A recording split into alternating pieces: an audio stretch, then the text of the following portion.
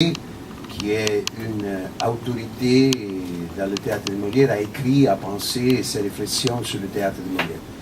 Et donc je fais la connaissance de Molière, de Jouvet avec Molière. Mais comme a dit Patrice, quand on me fait la demande, quand on me demande qu'est-ce que vous faites, je dis je suis un comédien. Et ce que me fascine de Jouvet, qui est un grand homme de théâtre, un grand... il a pensé beaucoup sur le théâtre en mettant en scène, mais il reste surtout avec la contradiction, l'humanité, la fragilité et la puissance aussi d'un comédien. Et il est, je crois, le seul comédien qui, après les représentations, et tout de suite est retourné dans sa loge et il a écrit ce qui passe dans son âme, dans sa tête, dans son cœur, ce qui est passé entre lui et la salle, entre lui et le texte, entre lui et le personnage. Et il n'y a pas beaucoup de témoignages de ça. Et nous avons en Italie Edoardo De Filippo, qui est un comédien et un grand écrivain de comédie, qui peut ressembler à la figure de Jouvet pour la stature d'interprète, pour la rigueur, parce que tous les deux sont terribles, surtout avec soi-même et avec les autres comédiennes sur l'exécution. Mais Edoardo n'a jamais écrit des textes comme celui-là, Réflexion du comédien, Écoute mon ami, et tous les cours que nous avons eu l'opportunité de lire sur Molière, sur Racine. Il y a des anecdotes magnifiques qui sont reportées par les comédiens d'Edoardo. Quelquefois sont des anecdotes, des petites choses qu'il a dit qui sont très illuminantes, très éclairantes, mais pas un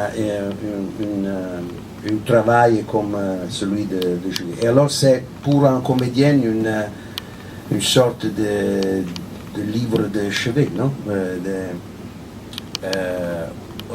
Pour faire un référement constant et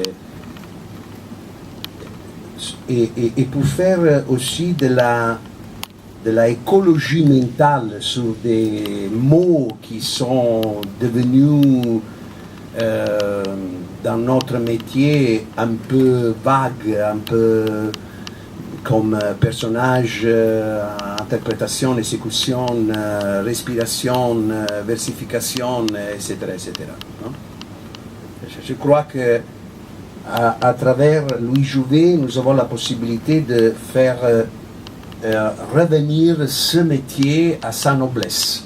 Parce que Jouvet, c'est un comédien qui est presque un poète, qui donne à travers sa figure et sa interprétation une idée du monde, une idée du être dans le monde. Et quand les comédiens sont nobles, donnent cette sensation. Ils ne sont pas seulement des funambules avec un grand talent, non? Et c'est exactement ce qu'il dit à Elvira dans ce texte. Il dit qu'elle doit échapper de la gabbia, come si dice? La cage de la technique, et se doit livrer et abandonner totalement à ce que demande le personnage. Cette leçon sont magnifiques pour beaucoup de raisons. Surtout, je crois, pour le public qui n'est pas un public affectionné au théâtre ou qui pratique le métier du théâtre, c'est un test qui fait réfléchir sur la transmission du savoir et sur la relation entre le maître et l'élève, qui est une transmission dans ce cas très particulier parce que Claudia, qui est la jeune élève qui va à jouer le monologue d'Elvira dans le Don Juan de Molière, c'est un élève qui a le 3e cours de conservatoire, c'est un bon élève, mais n'est pas un vase vuoto, come si dice, un coupe vide qui doit être riempita, qui doit être rempli par Jouvet. Mais ce que c'est très beau dans ce test est qu'elle a l'occasion de réfléchir avec lui, mais lui aussi avec son talent et sa disponibilité à apprendre, fait des réflexions qui seront les réflexions qui portent Jouvet à être le metteur en scène de Don Juan 4 ans après ou 5 ans après le 1940, 46, 47. Je peux ajouter quelque chose, c'est que oui. Jouvet a redécouvert le Don Juan de Molière, puisque le Don Juan de Molière n'était plus jamais joué en France. On jouait le Convive de Pierre de Thomas Corneille, qui est la même pièce, rigoureusement, mais en vers. Et la Comédie Française ne jouait pas Don Juan. Et à l'occasion du travail de Jouvet avec ses élèves du conservatoire, il a redécouvert Molière et il l'a joué ensuite. Oui.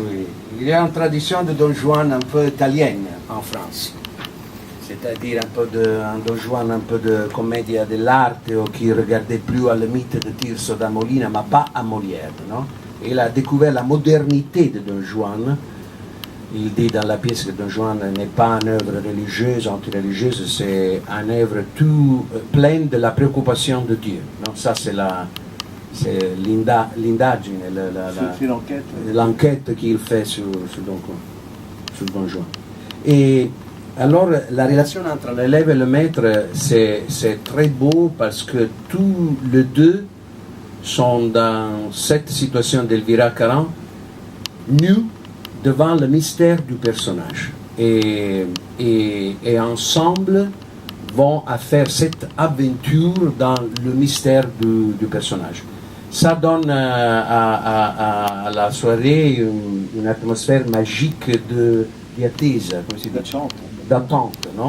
On attend elle, on attend Elvira, nous ne savons pas où elle est, si elle est sur le plateau déjà, elle attend de venir, si elle est dans l'âme de la jeune élève qui est ici, que c'est Petra Valentini, montre-toi. Et aussi dans la tête de Jouvet, le public attend qu'Elvira vienne, et Elvira est sur le plateau, dans le cœur, dans la tête, dans les mots, dans les émotions de ce jeu de théâtre, qui est un jeu de théâtre qui passe entre 5 mois. Et ça aussi, c'est très intéressant parce qu'ils sont toujours là sur la question. Non? Aujourd'hui, qui ont fait toutes les choses très vite, excusez-moi, parce que je dois jouer entre 2 heures et parler en français, c'est un peu... ça que c'est la chose la plus importante, c'est le résultat. Et dans cette pièce, on montre qu'il faut avoir du temps, parce que la chose plus importante, c'est très important le résultat, mais c'est très important le process. C'est ce qui passe pour venir au résultat. Et ça, c'est un peu hérétique, je trouve, non? Surtout pour les jeunes comédiens, qui ont l'impression que le talent, c'est quelque chose d'exceptionnel qui vient nous ne savons pas de quoi et n'est pas le résultat de travail, force, discipline, études et toutes ces choses-là.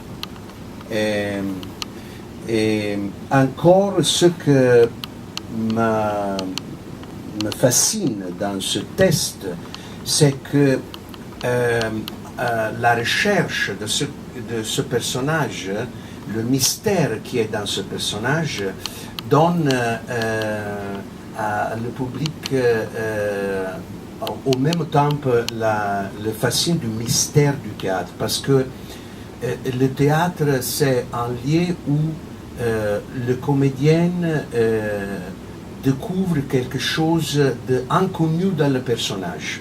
En découvrant quelque chose d'inconnu dans le personnage, il découvre quelque chose qui est inconnu dans lui. Et ça, avec le public qui découvre quelque chose qui est inconnu dans lui-même. Tout ce qui est inconnu dans le théâtre donne à le théâtre la possibilité d'être familier à chacune personne.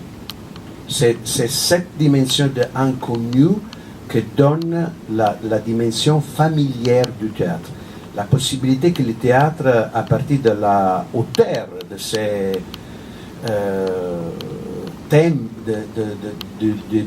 des questions qu'il pose, parle encore en italien on dit à tout per tout, parle vis-à-vis à chaque personne, dans une multitude, dans une assemblée réelle où le spectateur et le comédien sont tous dans le même moment, vivent, présents, devant une question qui pose l'auteur, dans ce cas Molière, mais il y a aussi dans cette assemblée la possibilité d'être vis-à-vis avec le personnage, vis-à-vis avec le texte, avec la fascination de ce fantôme qui est le personnage, que nous ne savons pas s'il arrive ou non, et quand arrive, on a l'impression que